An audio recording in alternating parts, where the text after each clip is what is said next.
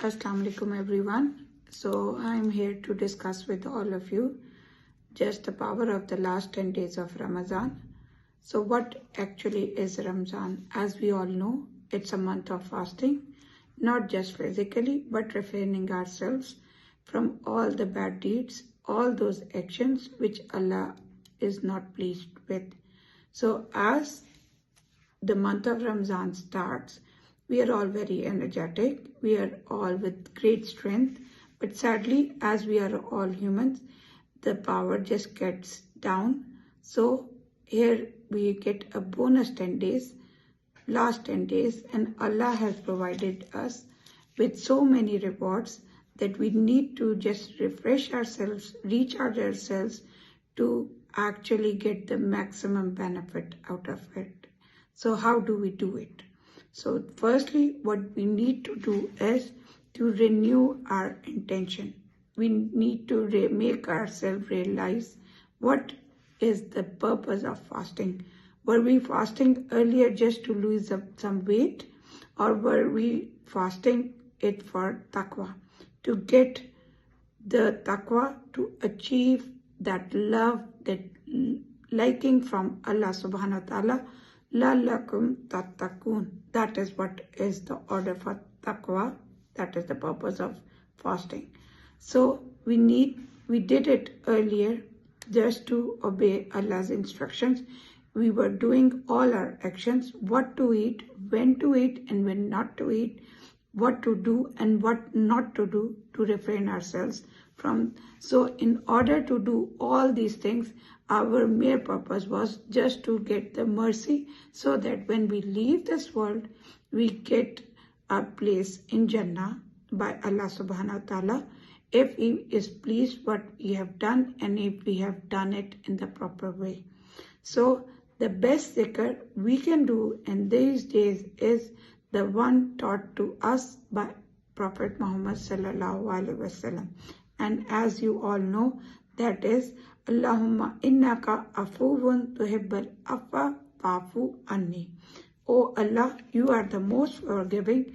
You love to forgive, so please forgive us. So these are the verses, not just for the Ramzan, but for all the other days. We can practice it throughout our year. So what should we be doing in particular in these last 10 days? What is the purpose or what is the reward that everyone talks about it? So the reward is, it is actually said in Quran in a special verse that is just for Ramzan. As you all know, that is Surah Al-Qadr. It says that it has in it a night of decree, a night which is better than 1,000 months.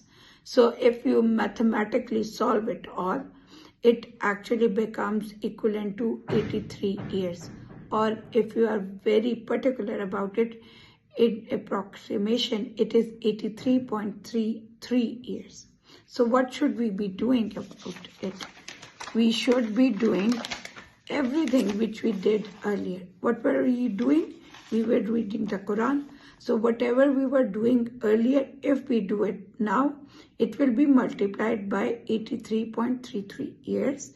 If we were giving charity, it is again multiplied. We were doing askar, we were doing the first fasting, and the purpose was just to please Allah subhanahu wa ta'ala. And we were doing nawafil. So these last 10 days are different from the rest of the 20 days. How they are different? These are the days where angels descend. At night the angels descend, the destinies are written, the sins are forgiven, the du'as are heard, the tears are actually counted, and the heart has the chance to be cleansed if Allah is pleased with it and if it is by His orders. So if we have not done it seriously earlier, we should do it now. We should do it in the proper manner, in what we were supposed to do. So if you want to understand, and if you're not familiar what a decree is, consider it like an example from a football match. If in the first all the match time duration of 90 minutes, you haven't done even a single goal, or you have tried your best but the goal hasn't occurred so well, or it hasn't been counted. Now in the last 10 minutes, but you get the last 10 minutes, you can make a difference. You can just do that extra goal to either could make the match as a win or a lose case. So this Ramzan, it is not a football match, but I gave you that example to make you understand all that better. So what we have missed, if you have missed out, there is no time to be depressed about it, but what we should be doing is that we should make the most out of it. And you must be all thinking that how you can do it. So do it. I will be giving you just a list of all the tips and tricks which I practice, or I try my best to practice. So be mindful of your actions, not throughout the night, but throughout the day. Refrain yourself from the action that displeases Allah. Firstly, then stop this socialization. Don't go for these iftar gatherings. If it is most urgency, then do go for that. But try to refrain from that unnecessary socialization, because these socialization just causes you to go for that gossip, that backbiting, and all those actions which you have tried yourself so hard to be refrained from. So refrain yourself from all these gatherings. Then prioritize your relationship with Allah. Join in a community askar or do the zikr, particularly in a separate corner or a separate quiet place you got at your home or room, whatever you have.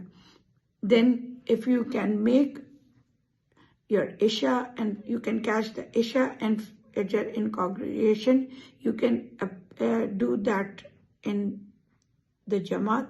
That is equivalent to as if you have prayed for the whole night. Read the Quran more than the rest of the days. Go beyond what you have planned. I'm not talking about the iftar menus or the buffets you have got available, but do it further in terms of the prayers and the task which you always make a to-do list that I will do these zikr. Go beyond what your limit is. Do that. Make the dua which the Prophet ﷺ has taught us during every action you do. While you are walking, you are cooking, you are sitting, or you are just making the sujood, or you are making something special for your kids or your family, do that dua. Make the sujood. Do it with more depth in it, with focus. Do cry with your Creator and connect with it and connect with Him. Then do the charity, not just with the hand, but with the heart. That if you are doing the charity, do it with your heart pleased. Don't just spend your whole wealth.